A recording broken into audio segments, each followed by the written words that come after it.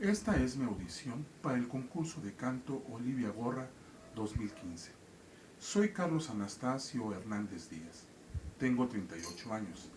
Nací en la bella ciudad de Tehuantepec, Oaxaca, aunque también me considero mexiquense, pues radiqué prácticamente toda mi vida en Cuautitlán Izcalli, Estado de México, la cual considero mi tierra adoptiva. Mi tesitura, tenor.